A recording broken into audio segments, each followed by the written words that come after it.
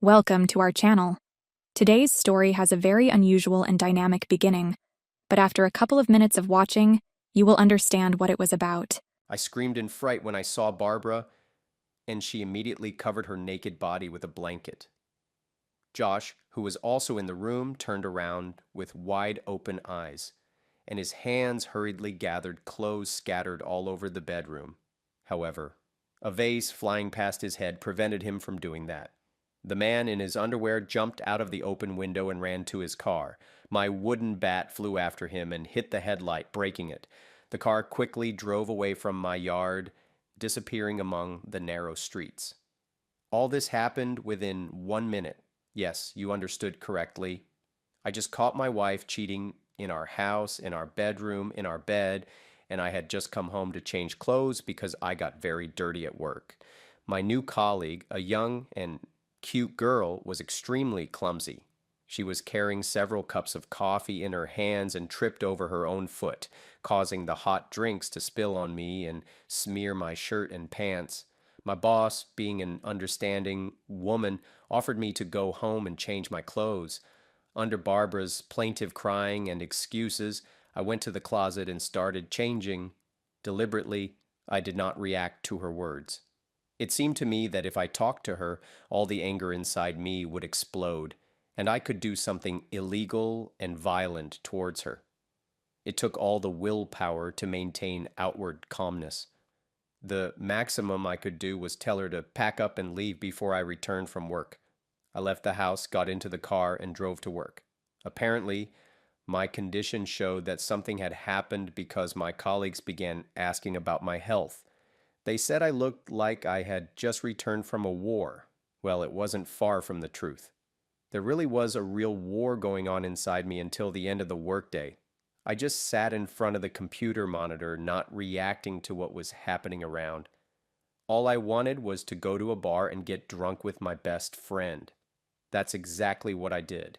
Immediately after work, I called my friend and asked him to meet at a bar near my house. Probably my tone made it clear that something was wrong because he agreed to come over soon without further questions. Now I vaguely remember that evening. We drank a lot of whiskey and beer, talked about my divorce from Barbara. My best friend helped me catch a taxi and walked me to the doors of my house. Now this house did not look like a cozy and homely shelter. It became too quiet and empty. There were only my shoes in the hallway.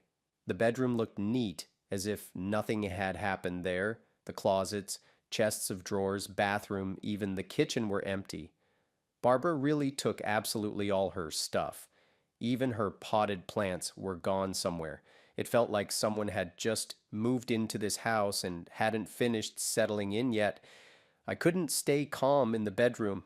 Now it's the most hated, disgusting room for me, so I was sleeping on the couch in the living room. In the morning, my head was hurting terribly.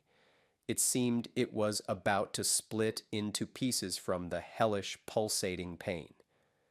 I struggled to open my eyes, the sunlight piercing through the undrawn curtains causing pain. I sat on the couch and the room began to spin, accompanied by the rising nausea in my throat. Managing to reach the bathroom, I threw up the remnants of yesterday's drinking. The hangover hit me like a truck, my head buzzing, mouth dry, and stomach cramped. With great effort, I forced myself to take a shower, brush my teeth, shave, and get dressed. Every movement felt incredibly difficult. Finally, I returned to the living room and collapsed on the couch. The thought of preparing for work alone made everything go dark before my eyes. Lethargically, I reached for the phone to call my boss and inform her I wouldn't be coming in today. However, my gaze fell on Barbara's photo on the nightstand, and memories of yesterday hit me hard. Hatred and disappointment overwhelmed me with renewed force. Suppressing those emotions, I knew the main thing now was to survive this hellish workday and see what happens next. Despite the severe hangover, I decided to go to work.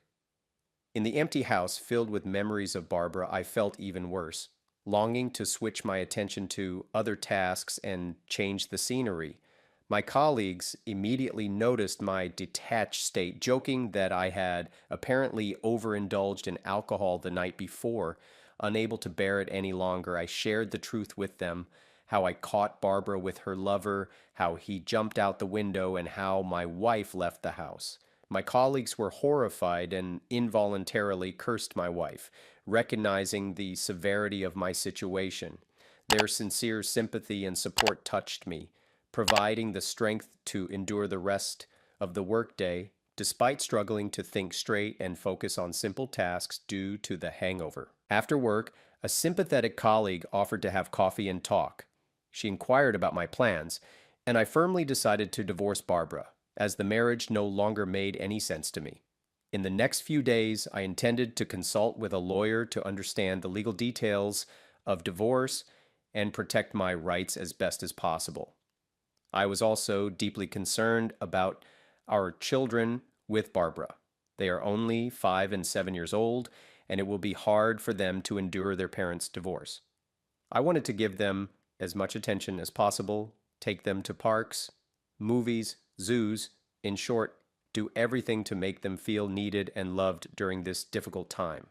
Besides, in case of a divorce, of course, I wanted to fight for custody of the children.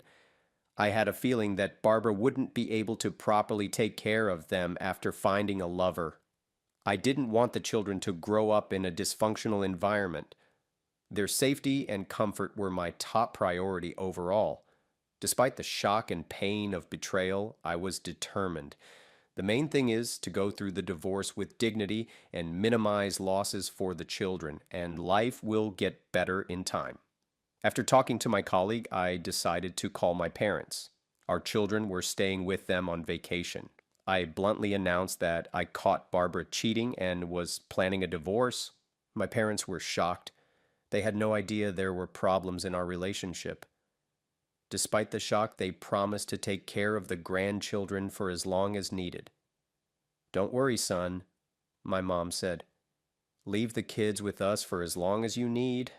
You're going through tough times right now, and your dad and I will be happy to spend more time with our grandchildren. You know how much we love them."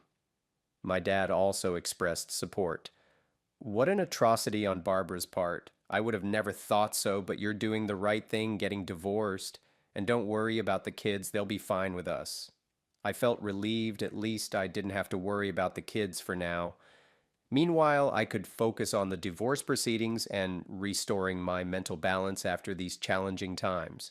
Events, incidentally, on this difficult day were the first time I even looked at my phone. After calling my parents, I saw dozens of missed calls and text messages from my wife, Barbara. She was probably trying to justify herself, begging for forgiveness, or cursing in response, but I didn't care. I didn't even read those messages. I deleted everything without looking. Instead, I asked my acquaintances if they had contacts for a good divorce lawyer. One friend gave me the number of an excellent specialist his sister went to. I immediately called that lawyer. Luckily, he happened to be available the next day, and we agreed to meet and discuss everything. I felt confident that this experienced attorney would help me properly handle the divorce and defend my interests. However, the lawyer cooled my ardor. It turned out I had no right to kick Barbara out of our common home. That was considered illegal eviction of a spouse. She could easily sue me for that. Moreover, Barbara was fully entitled to return home at any time and demand that I continue living with her in marriage until the official divorce. In the current situation, the law was clearly on her side. If she does sue me, it would greatly complicate the whole divorce process and reduce my chances of getting custody of the children in the future. I was horrified by this news. So I'm absolutely powerless to do anything against Barbara. I'll have to endure her presence in my own home for a long time and also risk losing my children because of her potential lawsuit. It felt like a nightmare. All my determination vanished in an instant. In your situation, it's very likely that Barbara will get custody and you'll pay alimony. Our objective now is to minimize your losses after the divorce," said the lawyer. On the one hand, now I knew my legal prospects and options regarding the divorce.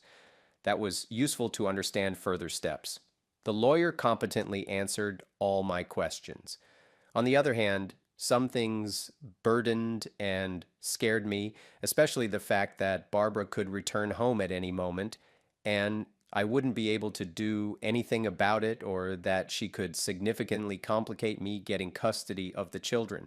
I felt relieved that I now understood all the nuances of the divorce process, but simultaneously I was anxious and annoyed by my own helplessness. The future fate of the children was also a constant source of worry.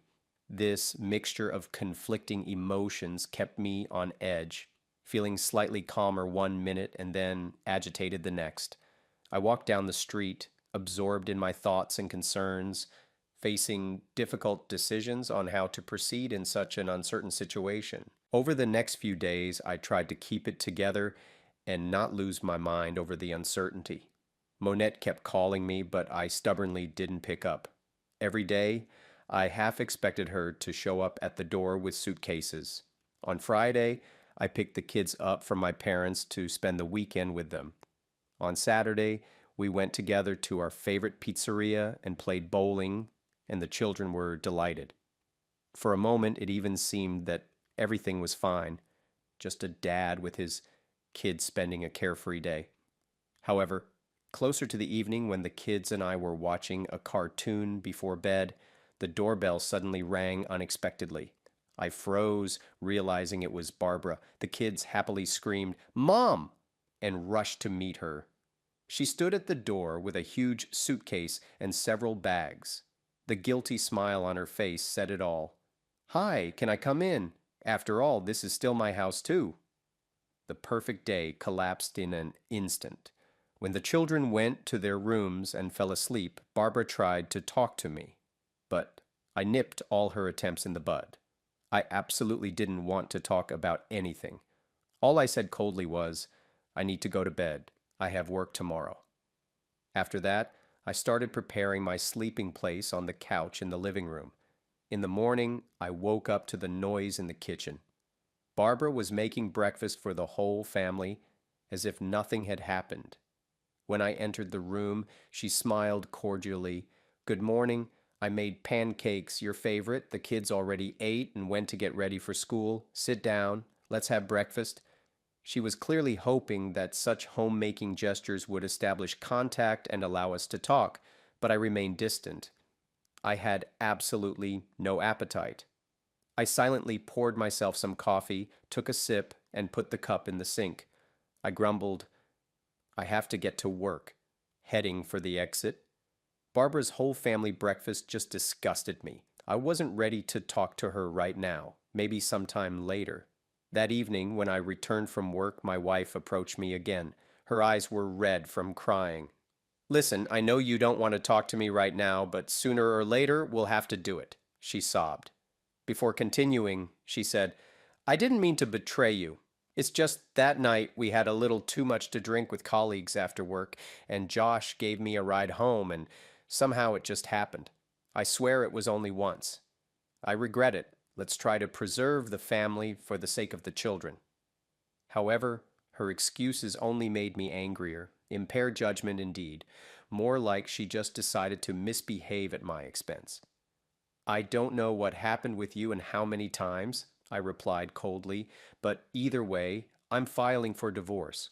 Our relationship is over. Now, excuse me, I really need to rest after a working day." I turned to go to the bathroom and take a shower. I had no desire to listen to her pathetic excuses. The days before the divorce hearing were pure hell for me. I went to work like a zombie operating on autopilot. My boss even offered me paid leave so I could deal with family issues, but I refused because sitting at home would be even worse than just numbly functioning at work. That's where I least wanted to be. The only reason I came home was because of the kids. It was worth enduring for their sake. As for Barbara, she was clearly trying to appease me before the divorce. She cooked my favorite dishes, kept the house spotless, spoke to me gently. tried not to bother me unnecessarily.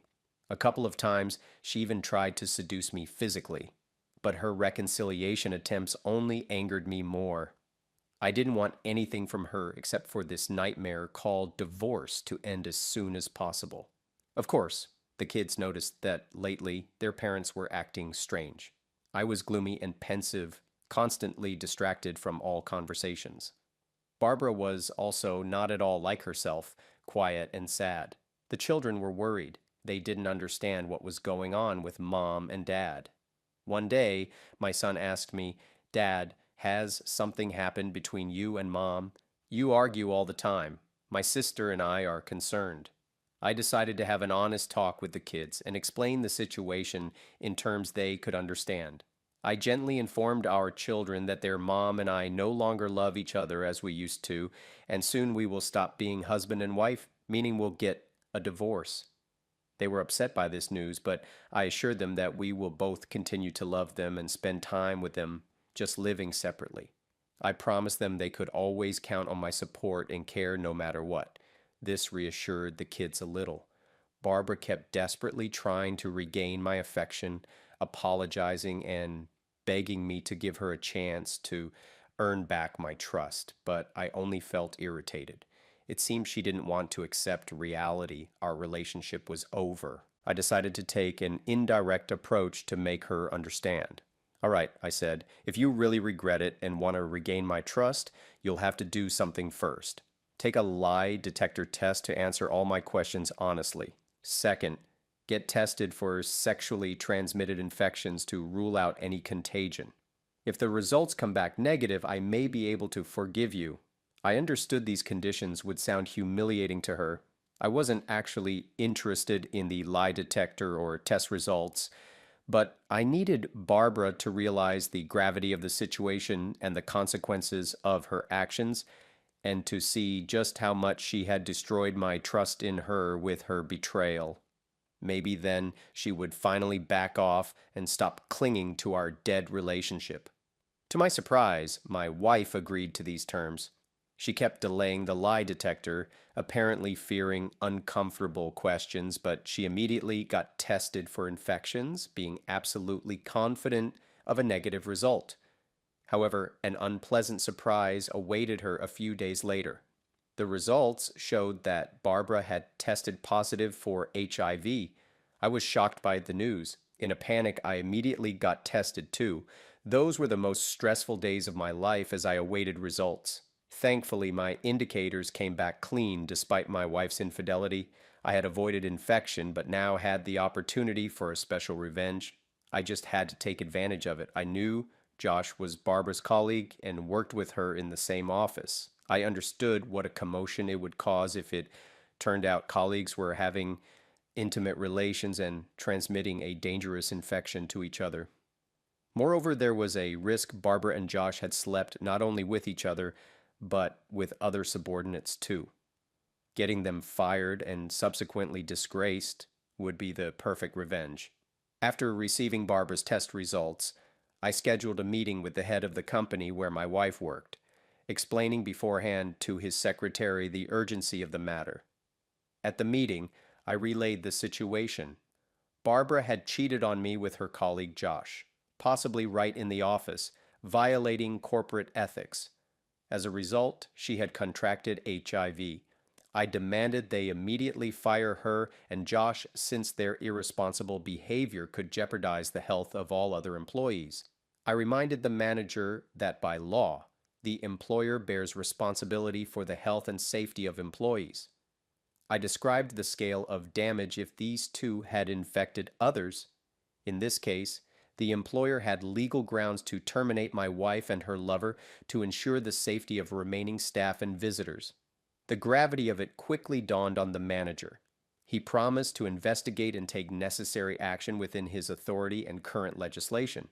After such news, he would have no choice but to fire Barbara and Josh and demand all employees undergo mandatory HIV testing. When Barbara found out about her dismissal, she furiously attacked me. "It was you who lied to them, wasn't it? You accused me of things that never happened. In reality, you were the one cheating on me all these years. and you infected me with HIV. But now you're framing me as the guilty one, she yelled. I just bitterly smirked at these delusional accusations. Of course, it was just a desperate attempt at manipulation on her part. After all, according to my tests, I'm completely healthy and could not have transmitted HIV to her in any way. However, the mandatory HIV testing conducted at Barbara's company revealed a grim picture. It turned out that, in addition to my wife and Josh, several other employees had also tested positive. It looked like there really were some promiscuous sexual relations between colleagues there, and Barbara was far from the only victim of that debauched atmosphere. Thanks to this situation, I now had a real chance of getting custody of our children. According to my lawyer, I could now prove that I was a healthy and responsible parent, unlike Barbara. I don't have HIV or other diseases. My wife led a moral and chaotic lifestyle, as evidenced by her workplace behavior, and could be a bad influence on the children. Due to her illness, Barbara would not be able to fully care for and provide for the kids, especially now that she was unemployed. I was financially stable and could give the children everything they needed.